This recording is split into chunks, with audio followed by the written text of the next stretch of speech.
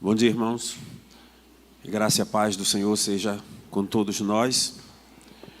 Louvamos a Deus por esta grande oportunidade que o Senhor nos dá, de uma vez mais estarmos aqui na sua casa e na sua presença para juntos cultuarmos a Ele, exaltar o seu nome e ouvir a sua palavra.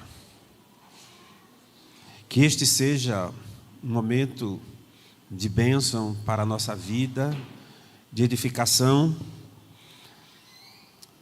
e que através da mensagem o Senhor possa falar aos nossos corações.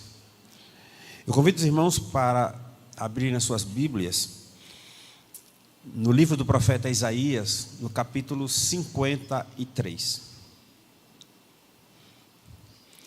Livro do profeta Isaías, capítulo 53.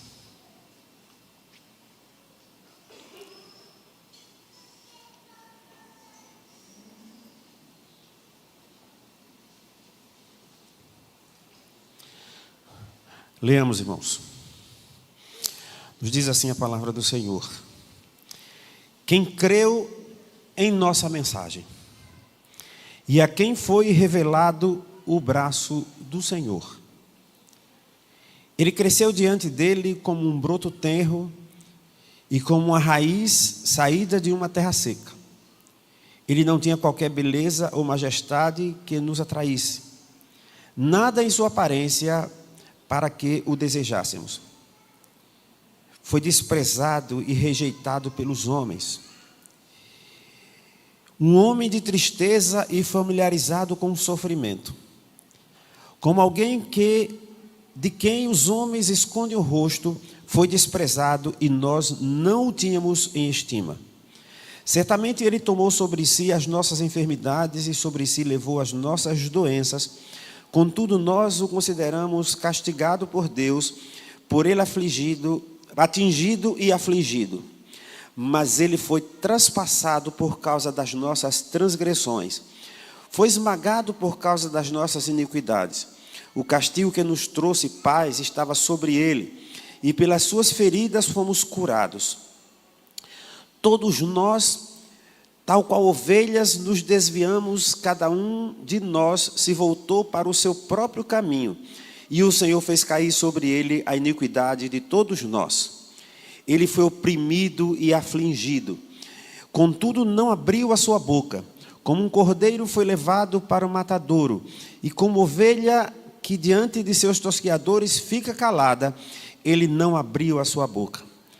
Com julgamento opressivo ele foi levado. E quem pode falar dos seus descendentes?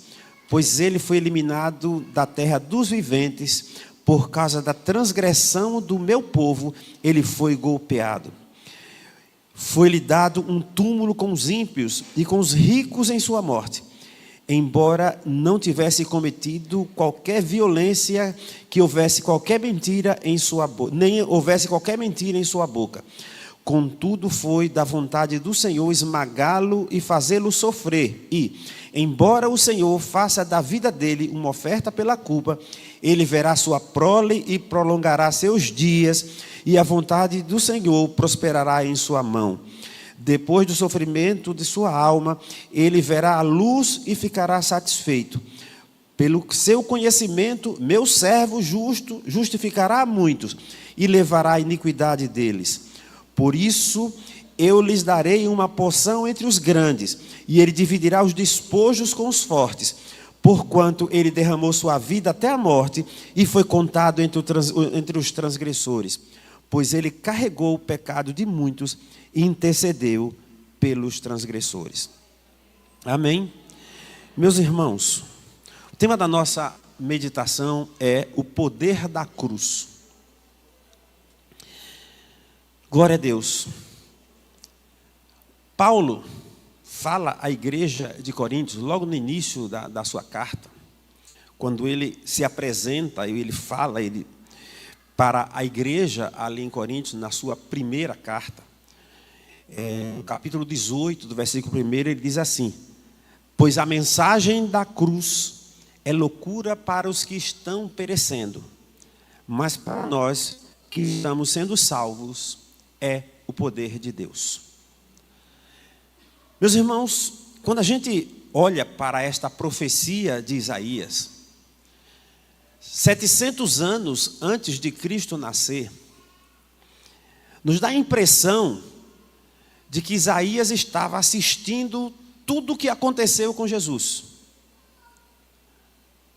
Parece que ele estava no momento em que Jesus foi preso, que Jesus foi julgado, que Jesus foi crucificado, que Jesus foi humilhado, que Jesus foi sepultado.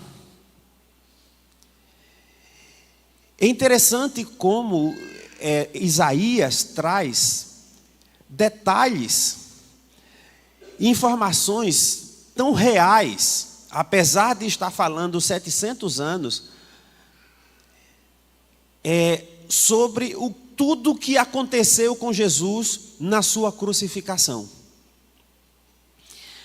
Mas o tema da nossa mensagem é o poder da cruz, e a pergunta que nós poderíamos fazer é a seguinte, irmãos: como falar do poder da cruz, se ela era um instrumento utilizado para humilhar, torturar e matar pessoas consideradas criminosas que não mereciam qualquer benefício da sociedade?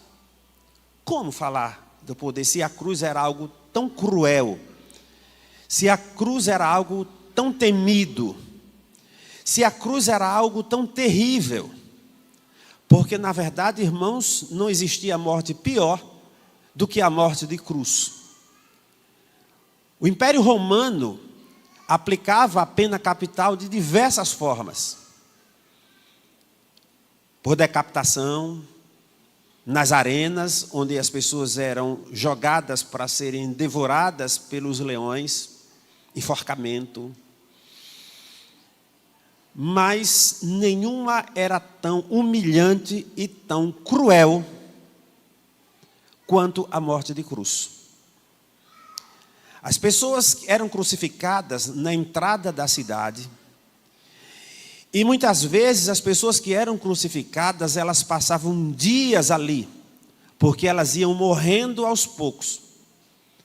Elas morriam de sede, de fome e de cãibras também, por estarem ali pendurados em uma posição da qual eles não podiam se mover, expostos ao sol. Então, eles eram atingidos por um processo de insolação terrível, e aquelas pessoas iam morrendo aos poucos. E enquanto elas estavam ali penduradas, as pessoas que passavam, entravam e saíam na cidade, eles olhavam para aquelas pessoas que estavam ali crucificadas, porque eles eram criminosos comuns que não mereciam nenhuma consideração da sociedade, e aquelas pessoas zombavam, humilhavam aquelas pessoas que estavam ali crucificadas, aqueles criminosos que estavam ali crucificados. E foi assim, irmãos, que o nosso Jesus morreu.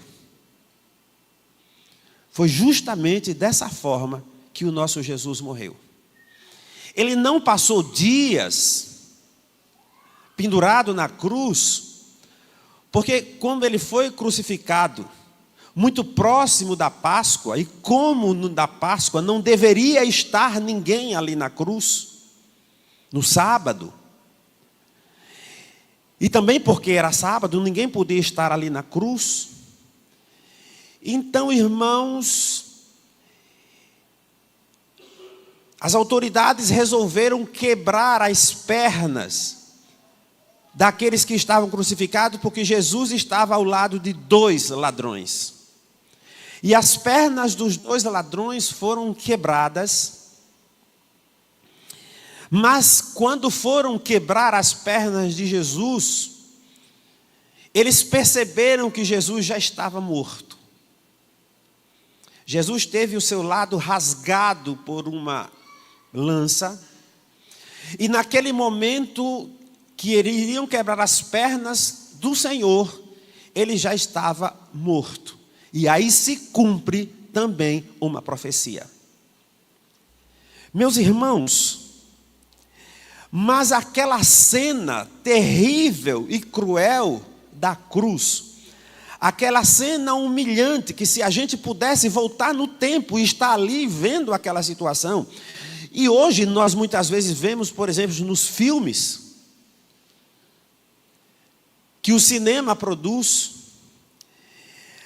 a gente pode dizer, irmãos, que aquela cena cruel, terrível e humilhante é a maior demonstração física do amor incomparável e inexplicável de Deus para com a humanidade. Não existe demonstração maior do que aquela, e se cumpre o que Jesus disse a Nicodemos. João 3,16, Jesus disse a Nicodemos o seguinte: porque Deus tanto amou o mundo, que deu o seu Filho unigênito, para que todo que nele crê não pereça, mas tenha a vida eterna. A versão de Almeida, corrigida fiel, diz assim: porque Deus amou o mundo de tal maneira, ou seja, de uma maneira que não dá para explicar. Não temos palavras para explicar, e por mais eloquente que o pregador seja, ele nunca vai conseguir explicar o amor de Deus. Deus amou o mundo de tal maneira que deu, vejam bem, que deu, gratuitamente, deu o seu Filho unigênito, para que todo aquele que nele crê não morra, mas tenha a vida eterna. Então, irmãos, voltando ao nosso texto de Isaías 53, nós vemos que profeticamente, nós vemos que Cristo subiu na cruz e morreu no nosso lugar. E lembrem-se do que eu falei, Isaías estava vendo isso 700 anos antes do acontecimento. Então, o Cristo crucificado foi a maior evidência do amor de Deus com a humanidade. O braço do Senhor foi revelado em nosso favor, quando nós não merecíamos absolutamente nada, porque todos pecaram e todos destituídos ficaram da glória de Deus. E o profeta começa dizendo assim: quem creu em nossa mensagem, versículo 1.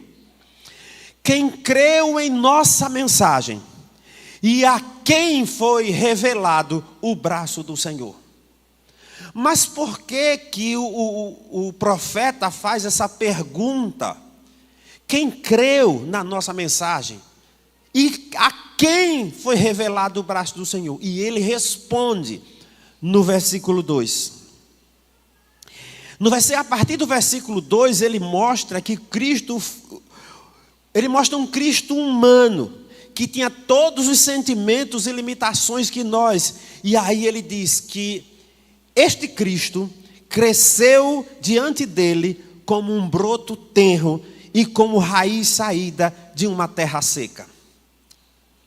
Um broto que brotou de uma terra seca, certamente de um tronco já quase sem vida.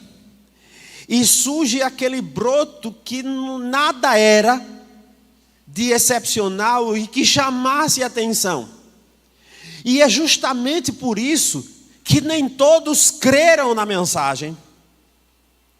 E aí o profeta, vendo a vida de Jesus, ele pergunta: quem creu em nossa mensagem? E a quem foi revelado o braço do Senhor? E aí ele diz: ele não tinha beleza, qualquer beleza ou majestade que nos atraísse, nada em sua aparência para que o desejássemos. O Cristo real, irmãos, o Cristo da cruz, nada tem a ver com o Cristo dos artistas plásticos, dos pintores. O Cristo que nós vemos nas telas. O Cristo que nós vemos nos quadros, expostos nos templos de algumas igrejas. Não, irmãos, o Cristo da cruz não tem nada a ver com aquele Cristo bonito, de rosto delicado, de um perfil de um homem belo. Não, irmãos. O Cristo da cruz era um Cristo que não tinha nenhuma beleza, nenhuma majestade, nada que nos atraísse, nada na sua aparência nos chamava a atenção. O Cristo da cruz era uma pessoa comum, era um judeu comum, descendente de uma família pobre, que não vestia roupas caras, e que tinha uma vida sofrida como qualquer pessoa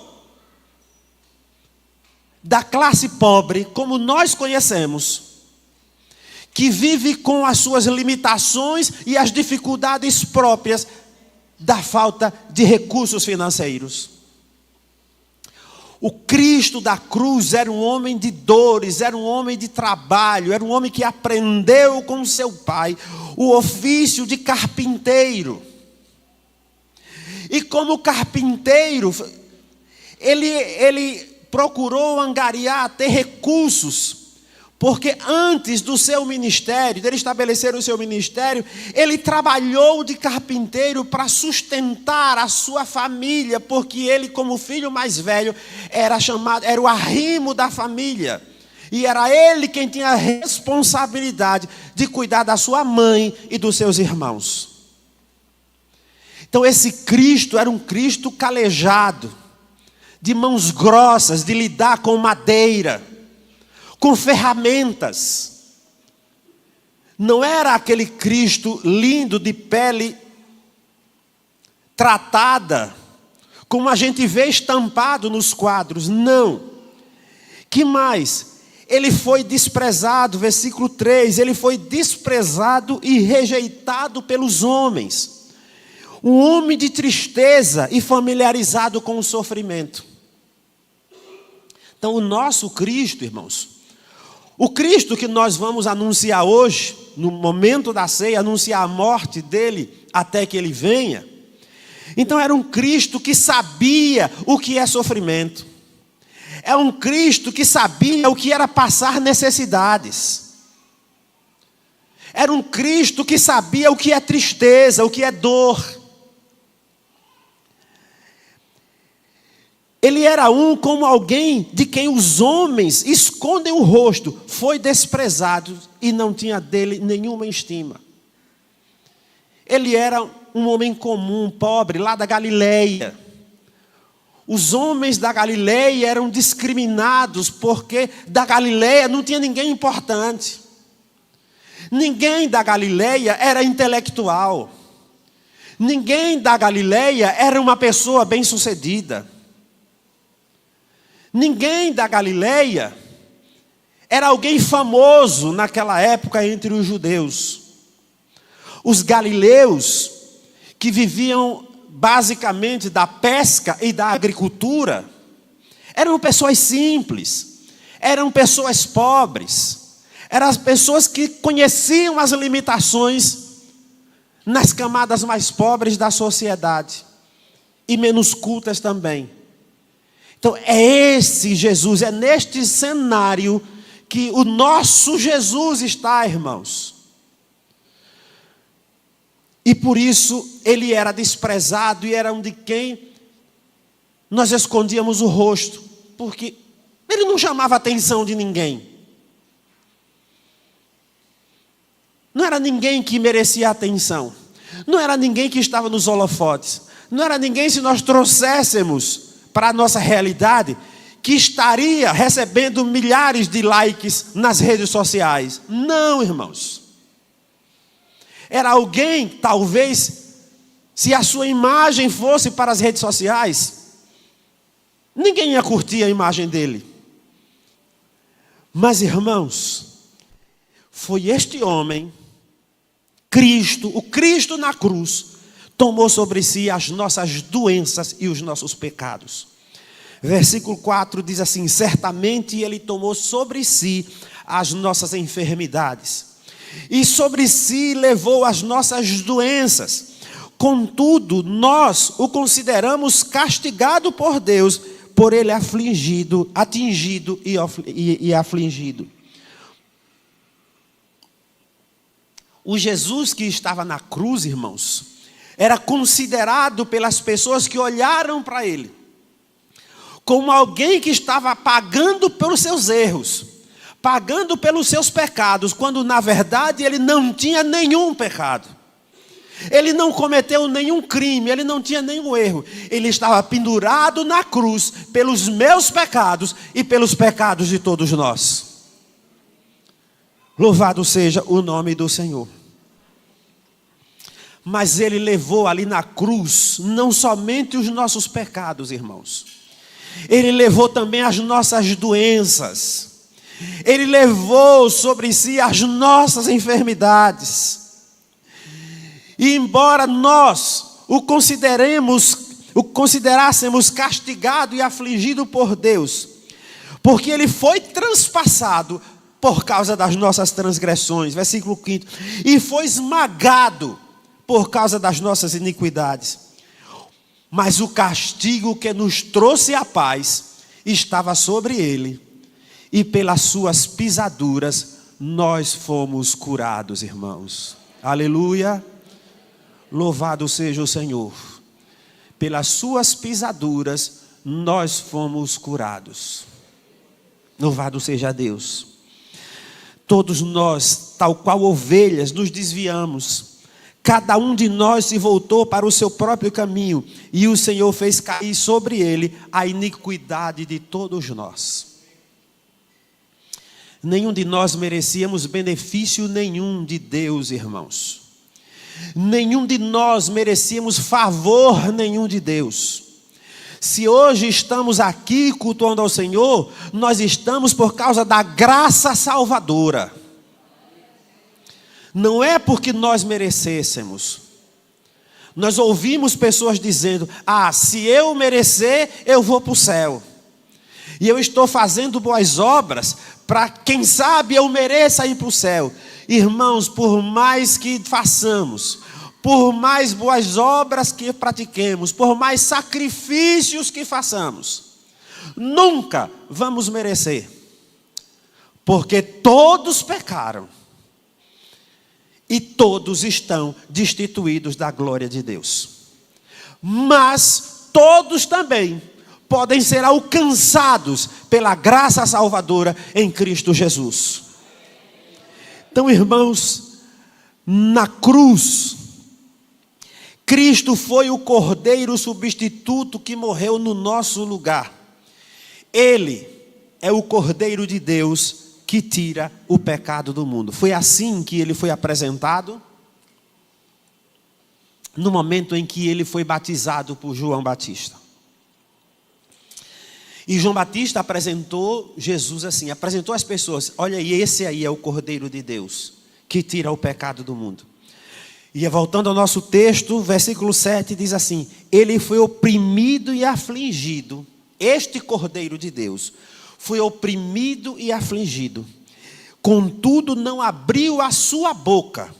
Como um cordeiro foi levado para o matadouro, e como ovelha que diante dos seus tosqueadores fica calada, ele não abriu a sua boca.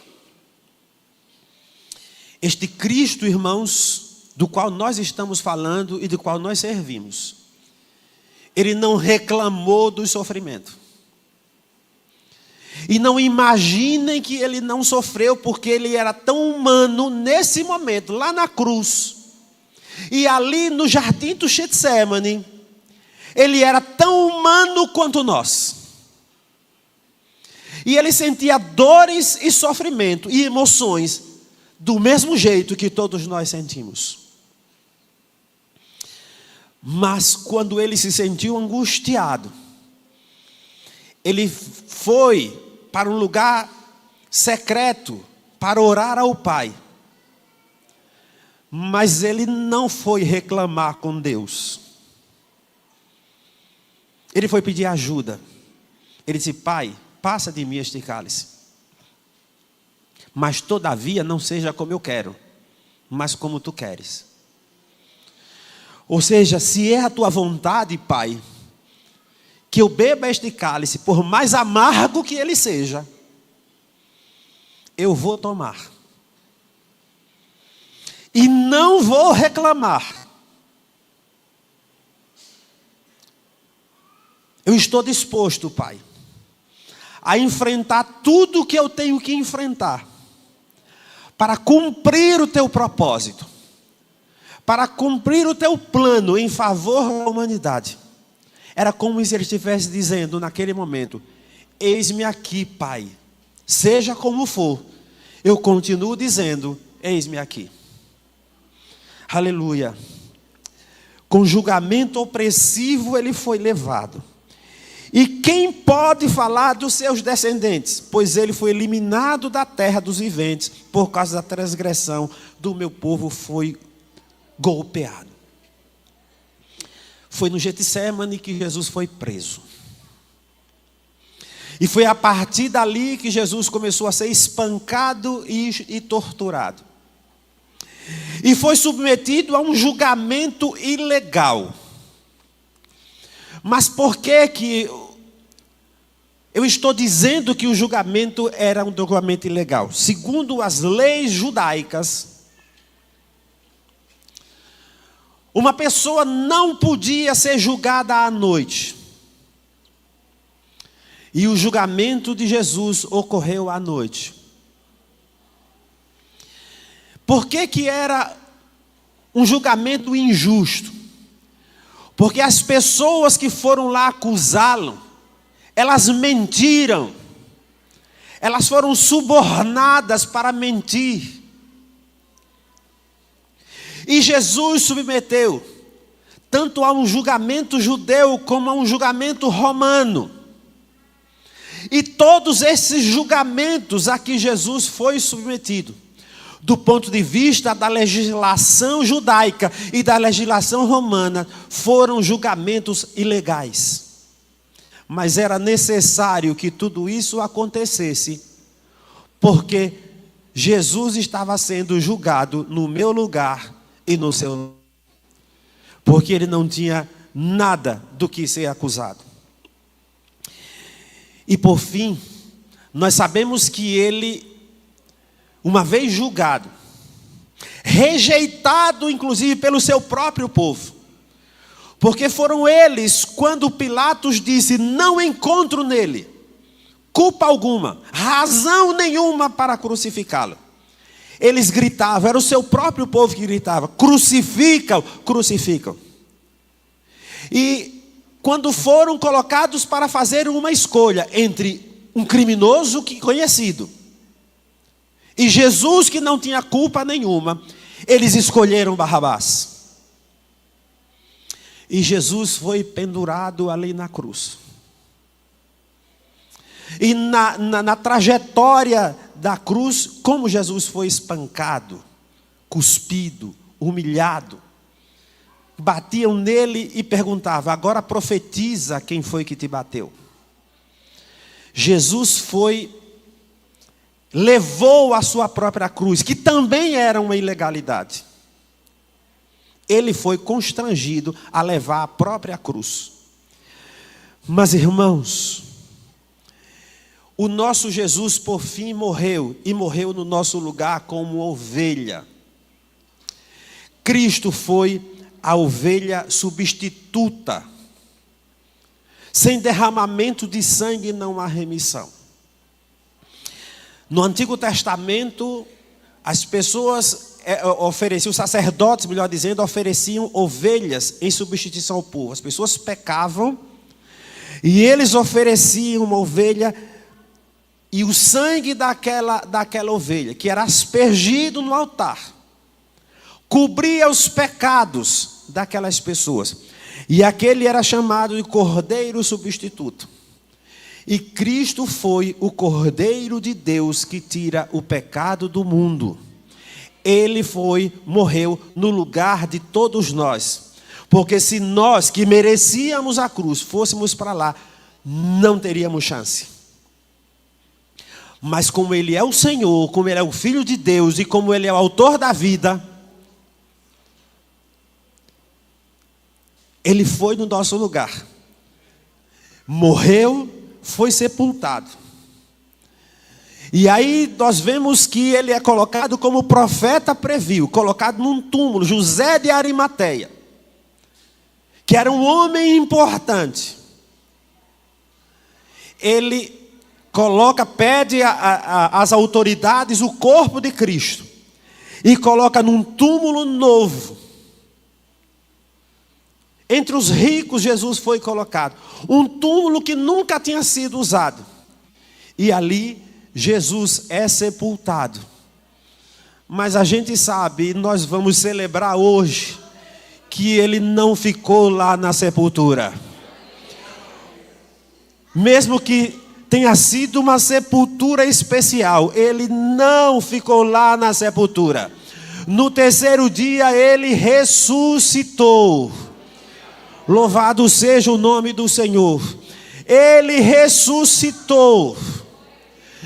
E nós vemos que as mulheres foram lá tentar embalsamar o corpo de Cristo. Mas quando chegaram lá, elas foram surpreendidas.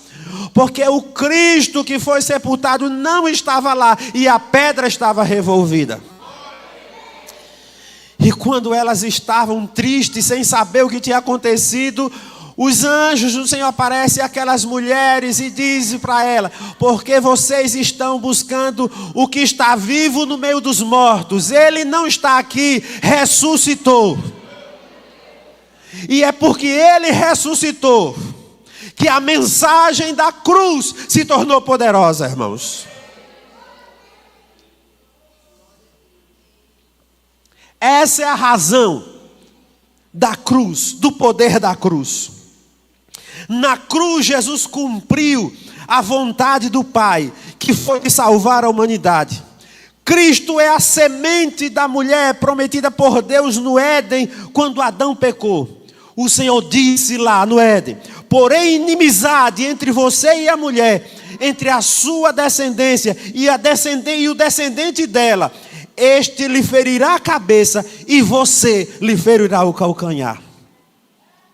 Ah, irmãos, o profeta continua dizendo o seguinte: contudo foi da vontade do Senhor esmagá-lo e fazê-lo sofrer. E embora o Senhor faça da vida dele uma oferta pela culpa, ele verá sua prole e prolongará seus dias, e a vontade do Senhor prosperará na sua mão. Oh, irmãos, ali Jesus cumpriu a vontade do Pai. O plano divino de salvação que foi feito antes da fundação do mundo. E que foi pela primeira vez apresentado a Adão no Éden. E que foi reforçado pelos patriarcas e pelos profetas. E que agora ali na cruz se cumpre em benefício de todos nós. Então, irmãos, o Cristo da cruz ressuscitou e com a ressurreição garantiu a nossa salvação, justificando os pecadores. Depois do sofrimento de sua alma, ele verá a luz e ficará satisfeito. Pelo seu conhecimento, meu servo justo, diz o Senhor, justificará muitos e levará a iniquidade deles. Oh, irmãos, não é porque nós não tínhamos culpa. Não, irmãos. A justificação é um termo jurídico que é comum no direito romano. E Paulo conhecia muito bem, o direito romano. E o que significava justificar? Significava declarar o réu inocente. E quando o réu era declarado inocente, ele recebia um documento, uma declaração de que ele foi considerado inocente. E é por isso que Paulo diz: e agora nenhuma condenação há para os que estão em Cristo Jesus. que não andam segundo a carne, mas segundo o Espírito. Quando nós, cada um de nós, irmãos, aceitamos a Jesus, viemos aqui na frente e aceitamos a Jesus, é como que se naquele momento acontecesse um julgamento num tribunal, onde Deus é o Pai, o justo juiz, que como juiz ele deveria aplicar a pena.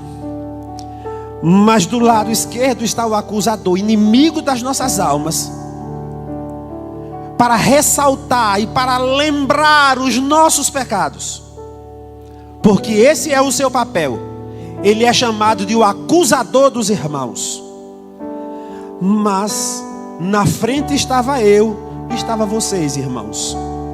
Mas do lado direito estava o nosso defensor Jesus, que depois que o acusador lembrou todos os nossos pecados e relacionou todos os nossos pecados, Jesus disse: Pai, os pecados dele eu levei na cruz, eu assumi todas as culpas dele, declare-o inocente. Aleluia. E ouvindo a petição do filho, o pai declara inocente, nos declarou a minha inocência, a inocência de todos nós. E agora nós podemos dizer: justificados, pois, pela fé, temos paz com Deus, através do nosso Senhor Jesus Cristo. Aleluia. Então, irmãos, agora podemos dizer, como o apóstolo São Paulo disse, finalizando, irmãos, nós gostaríamos de fazer uma aplicação de tudo que nós falamos, porque, irmãos, como é lembrar da morte de Jesus, não é voltar ao passado, é olhar para o presente, para o futuro, Um dia nós vamos nos encontrar com este Cristo glorificado, o Cristo que ressuscitou e que foi visto mais de uma vez. E foi visto, segundo Paulo, lá em 1 Coríntios 15:6. Desculpa, eu não lembro exatamente. Quando ele disse que Jesus foi visto por mais de 500 irmãos. 1 Coríntios 15:16. Jesus foi visto por mais de 500 irmãos.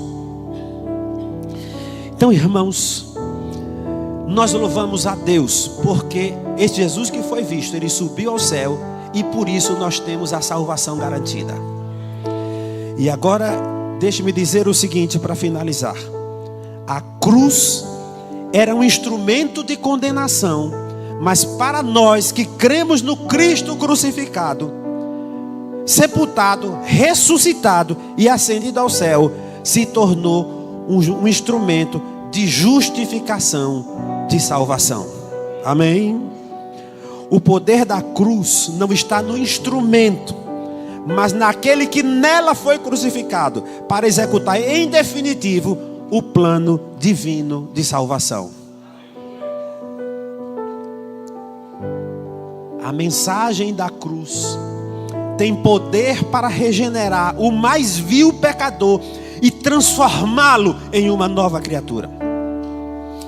Conheço várias pessoas que foram consideradas irrecuperáveis por causa da sua vida de pecado e de desobediência.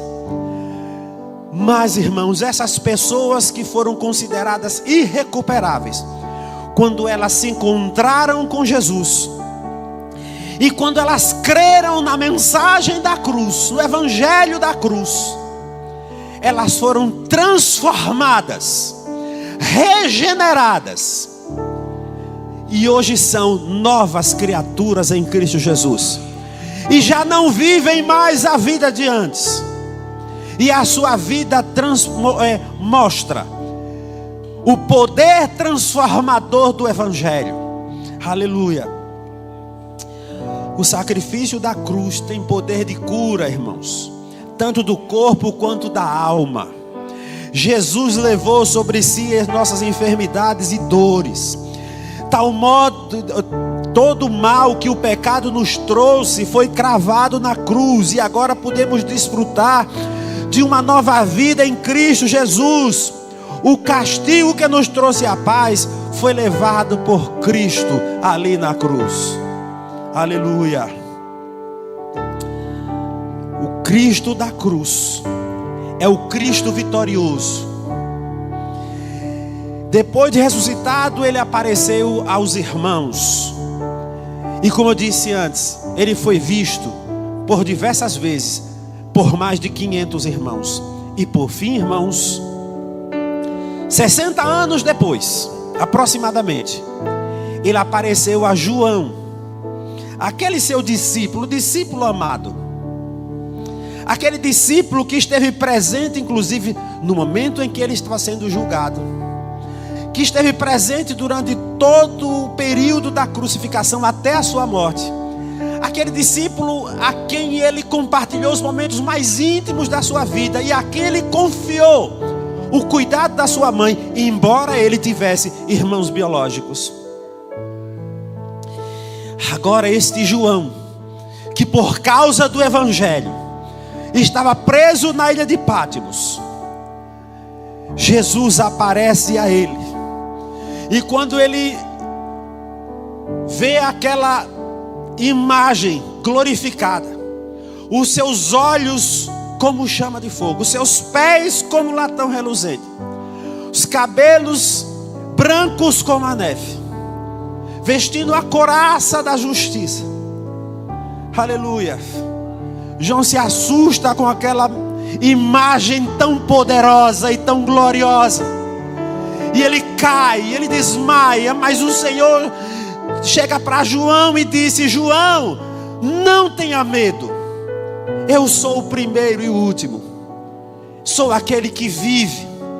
Estive morto, mas agora estou vivo para todo sempre, e tenho as chaves da morte e do inferno. Aleluia, louvado seja o Senhor. Então, irmãos, é nesse Jesus que nós cremos, e é por causa deste Jesus que nós estamos aqui e podemos celebrar hoje. Aleluia. Podemos celebrar com muita alegria. Hoje é dia de celebração. Que o Senhor Jesus nos abençoe. Louvado seja o Senhor. Deus Santo, obrigado pela tua palavra, por Jesus, o teu Filho, pelo sacrifício que foi feito na cruz, no nosso lugar, por tua misericórdia, porque fomos justificados, por tua bondade, por teu amor, por cada irmão que foi alcançado por este evangelho. Obrigado, Jesus. Seja o teu nome, Senhor. Deus Santo, que esta palavra continue falando nos nossos corações, e por isso eu te louvo e te agradeço, Pai, no nome de Jesus. Amém.